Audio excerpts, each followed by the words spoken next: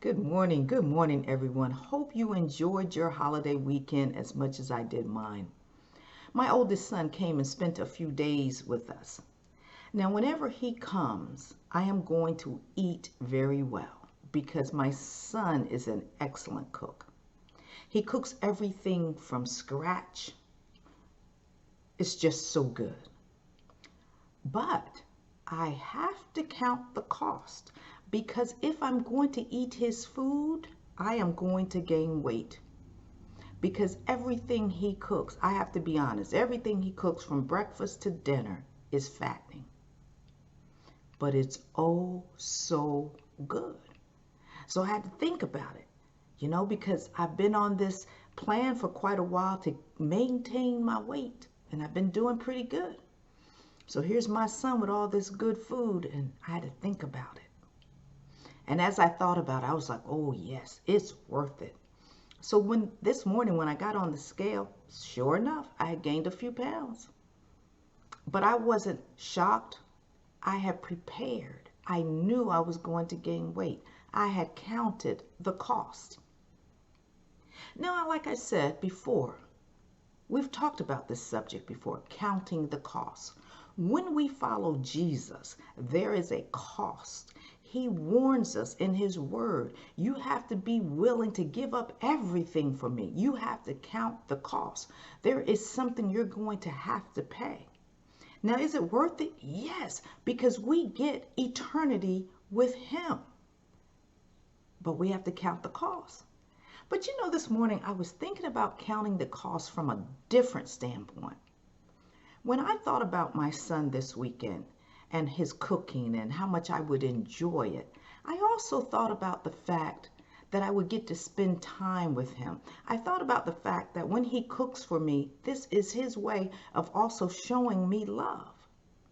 So although I was going to gain weight, there was these positive things over these last few days that I really enjoyed. Sitting in the kitchen talking to him as he's stirring up something, sharing his food with family and friends, and we're all just having a really great time.